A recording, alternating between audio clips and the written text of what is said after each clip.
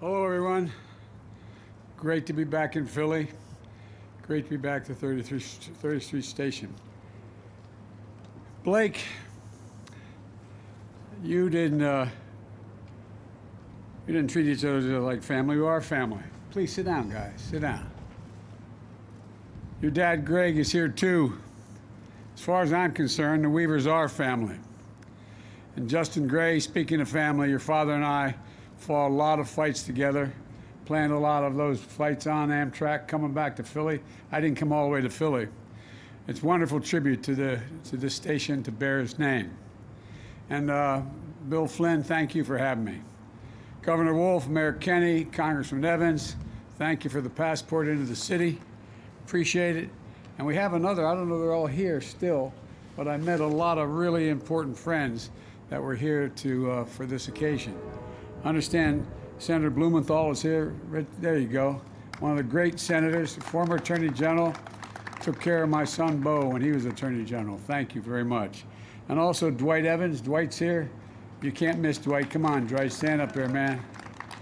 And a good friend of mine and worked like the devil to get me elected, Brendan Boyle. Brendan, that's the Irish of it, man. And Donald Payne, New Jersey. I keep telling Donald, because Delaware's so small, it is a constitutional, there was a case in the Supreme Court. Delaware, the state of, owns the Delaware River up to the high water mark of New Jersey. Just want you to know that. You got to treat us with more respect. And Mayor Kenney, thanks for the passport. Great friend. Thank you, Mr. Mayor. You're doing a heck of a job. And a real close friend who was a co-chairman of my campaign and just a great friend our whole time. Governor Ed Rendell. Eddie, thank you, pal.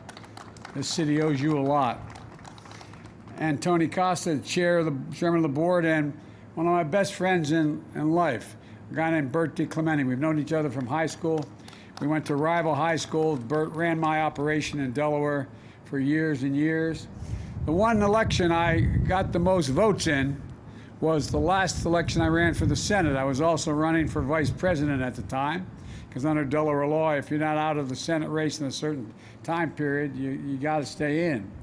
And so Bert ran, he was the senator in Delaware campaigning for me. He got more votes than I got. So Bert, thank you very much. Also, Justin Gray, I've mentioned Justin already, and his dad, and Greg Weaver Jr. Greg, you are family. Blake, his family, and Mary Kate, what a lovely kid, and Bill Flynn of Amtrak. You know, folks, the fact is that if I have, in the past, when I've ended up at the 30th Street Station, Amtrak station, it's probably because I took the late train back from Washington and I slept through the Delaware stop, literally, not figuratively. I only did it about 4 times, but I wouldn't have missed this for the world.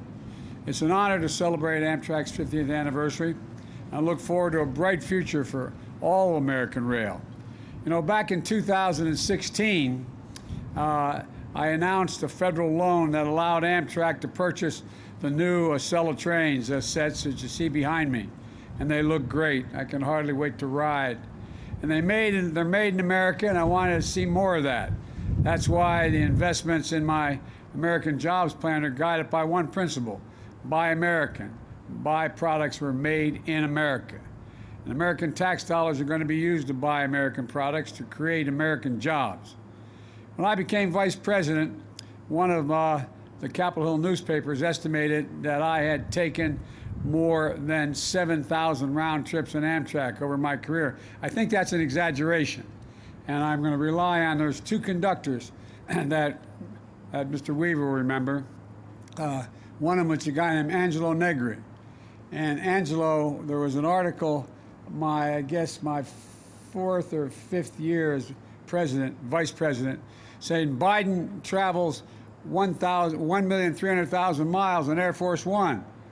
And I used to, the Secret Service didn't like it, but I used to like to take the train home. My mom was sick, and I'd try to come home almost every weekend as vice president to see her.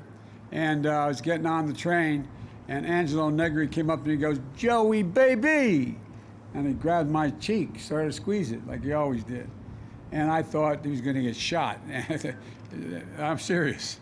And I said, no, he's a friend. He said, Joey, what's the big deal? 1,200,000, 300,000 miles on Air Force Two. You know how many miles you travel on Amtrak? I said, no, Ange, I don't know. And he gave me the calculation, and he said, you travel 1,515,000 miles on Amtrak. So the fact is, I probably take Ange's word before I took the word of what the article said. But the point is, in the process, as Conductor Weaver will tell you, Amtrak became my family. I literally every single day that I was in the United States Senate got either the 728, it became the 732, and got home on. If I got lucky, I got the Metro that left. The last one left at 6, or I got the 730 coming home. And you get to know everybody. You get to know the folks. And I used to have a Christmas party for Amtrak employees at my home. And that got so big, we ended up having a summer party because family and retirees kept coming back. I want to tell you, these guys and women, they work like the devil. They really do. And Amtrak wasn't just a way of getting home. It provided me, and I'm not joking, an entire other family. A community dedicated as a professional, and that we've shared milestones in my life. And I've been allowed to share milestones in theirs. I've been to an awful lot of weddings and christenings and unfortunately some burials as well.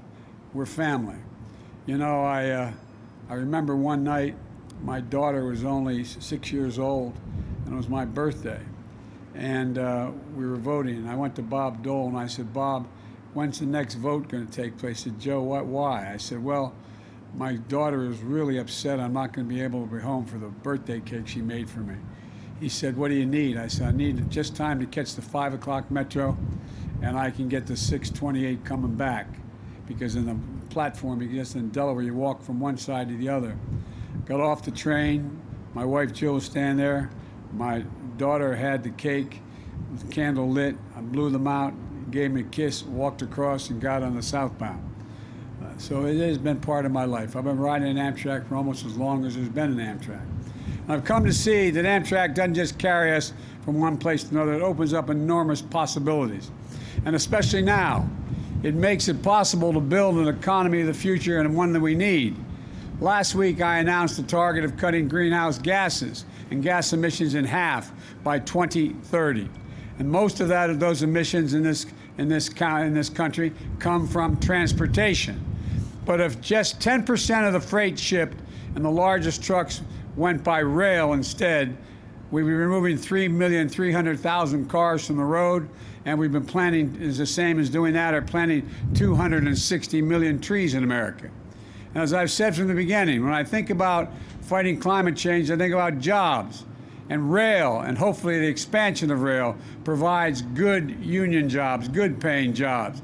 It also connects people to jobs and economic opportunities that can be reached from wherever you live. Let's put this in perspective. For years, I fought efforts to cut funding for Amtrak because cutting funding for Amtrak would be a disaster for our environment and our economy. Amtrak carries 4 times as many riders between Washington and New York City as every single airline does within 50 miles of the shore from Florida all the way up the coast. Imagine what we'd have to do. A single day without the Northeast Corridor, for example, with Amtrak and the Northeast Corridor would cost the economy $100 million. If you shut down all passenger service on Amtrak's Northeast Corridor, the projects that compensate for the loss, you'd have to add 7 new lanes of highway on I-95. And consider that cost, average of $30 million for a linear mile on I-95. This is the bargain of bargains and bargains. It's economical and it's environmentally a lifesaver. That's why in my rescue plan, American Rescue Plan, we worked hard to keep Amtrak running. At the height of the pandemic, because we weren't traveling Amtrak, furloughed 1,200 employees. And we were able to provide emergency relief to keep rail service running.